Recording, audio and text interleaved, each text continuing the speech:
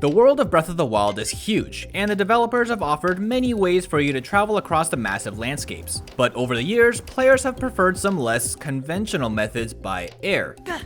So today I'll be covering 33 techniques and some variations of them, small and large, to launch and fly across the land of Hyrule, and do a very light explanations for each, nothing too in-depth. If you enjoy Breath of the Wild videos from us, let us know with a like. It helps us to make more videos for you.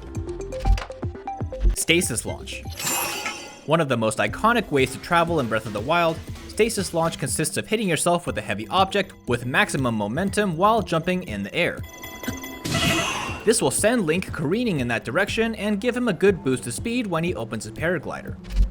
Rocket Launch. A slightly different variation with a different outcome. This version starts out the same, but instead of hitting yourself, you climb on the object and go along for the ride. Doesn't go quite as far, but if you don't have the paraglider yet, it can give you a safe landing option. Box Walk. Another classic, but this allows Link to walk on the box as the object is launched. Objects often turn slowly while getting launched, so in order for Link not to fall off in this manner, the cool walk forward is needed to fly with the box. Guardian Airship.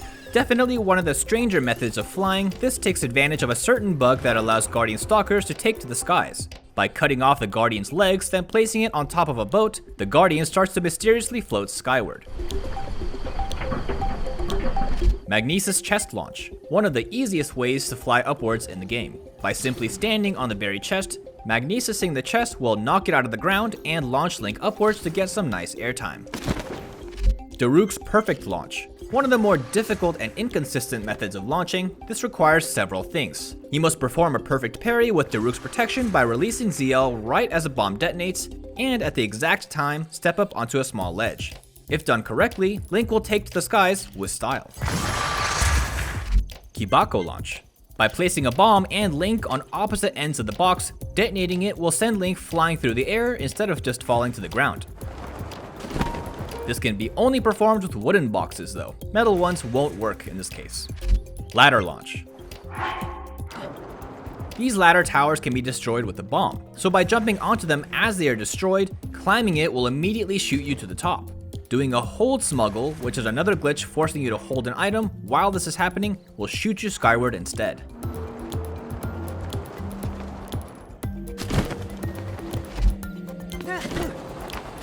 By placing a horse downhill with his rear legs up, then shield jumping in place as you mount the horse on the backside will set up for the beginning of the glitch. Then go for a small ride in the forward direction. Dismounting will then cause Link to fly backwards at high speeds and go for a nice flight.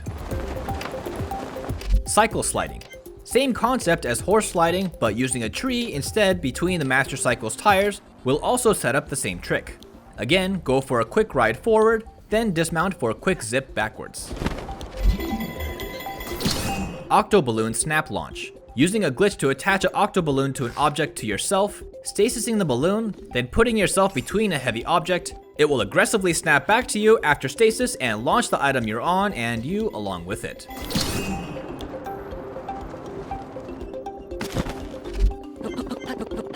Moon jumping, while not the fastest method of travel, it is one of the most versatile, allowing Link to jump to any height at any time with no stamina or health needed. Mounting a wild horse but not taming it during the mounted archery minigame, then warping away allows you to jump to the heavens. Super Soul Launch. Moon jump also sets up for some other lesser known ways to travel. By mounting the Lionel in Osira Plains instead of a horse, then separating your camera from Link, then ancient arrowing the Lionel, pulling out your paraglider will cause Link's soul to snap back into his body and send him careening into the distance, slipping over almost every obstacle in the way. Definitely one of the tougher ones to perform. Another trick only available while in the moon jump state, flying chest requires some very specific footwork. By having one foot slightly over the edge of the chest, magnesising the chest will lift Link upwards and ascend him to the skies. This reminds me of another similar trick. Flying Machine. Cart version. Flying Machine is one of the oldest ways to travel across Hyrule. Magnesising the lower minecart sandwiches the upper minecart between you and Link, taking you skyward. Flying Machine Box version.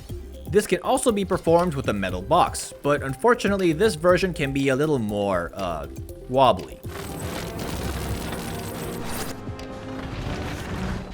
Death Mountain Shield Block Reset. Possibly the most inefficient way to get height, this combines Shrine Apparatus Storage 2.0 and Drowning in Lava, Bow Smuggling, then Shield Block Resetting with a strong shield over and over to climb the stairway to heaven with flashy style. Just don't expect to last too long. Momentum Transfer. There are several variations of this technique, but the most standard case is to use it after any ragdolling launch, which you then watch a memory, then load a file. You'll load back in, but already flying skyward. Horse Momentum Transfer. This is the same process, but without needing to watch a memory. Instead, loading immediately after being hit by a stasis object, loading back in on a saved horse will allow you to dismount wherever you'd like and rocket skywards. Bullet Time Bounce. One of the most famous ways to navigate the world, bullet time bounces allow Link to gain massive speed and airtime. By shield surfing onto a low-level headshot or frozen enemy in bullet time, hitting them will cause Link to fly off into the sunset. This can include bigger enemies, such as the Hinox and its eye.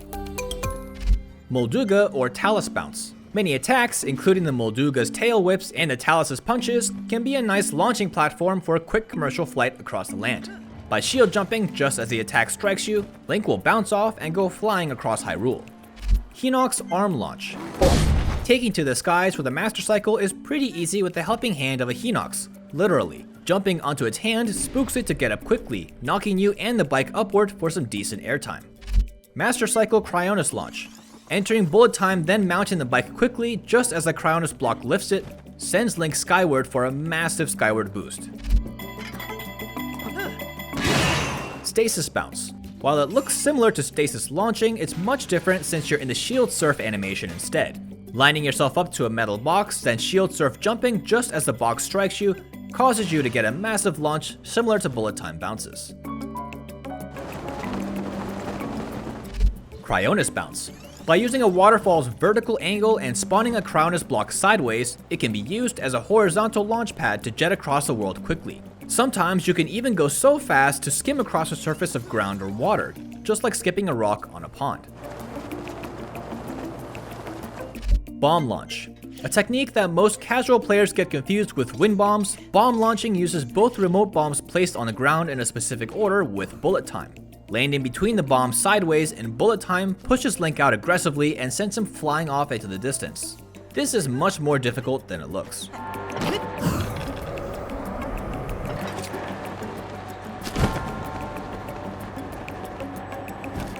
Windbomb. You've probably been waiting for this one. The basic front hop or backflip Windbomb is the most standard way that everybody knows. By detonating the farthest bomb and pushing the closer bomb into Link, the impact rockets Link up, up, and away. Bullet time Windbombs. This combines any glitch or technique that forces bullet time on open ground, such as shield block resets, jelly bouncing, and shield jump cancels, to get Windbombs off of completely flat ground. Certainly is more for the style points, and can be tricky to pull off. Midair or linear wind bombs. Neutral gliding in place, then dropping the bombs, or lining them up both at bullet time and full speed allows you to get a wind bomb midair. These of course can be chained together to get tons of height and distance over time. Vertical wind bombs. These wind bombs go almost straight up, sacrificing distance for verticality. Placing the bomb in front of a curb, then backflipping quickly over it, you can sandwich the bombs between each other like a pillar, allowing for a launch straight up.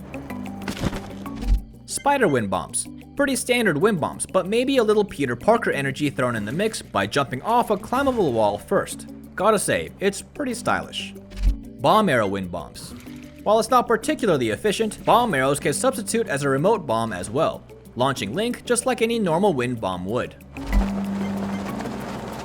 BLSS. The newest addition to the bunch, BLSS uses several glitches together to hover and fly across Hyrule with ease, using no stamina or health. There are multiple variations and movement types BLSS offers, by holding different items or even different stances, such as when Link has 0 arrows. We got a video all about this on our channel. And that's it. There are many other small variations of launch techniques here and there, but these are the most unique and well-known ones. If you like this video or want us to explain some of these more in depth, let us know in the comments below. And of course, for everything else gaming, stay tuned right here on GameSpot.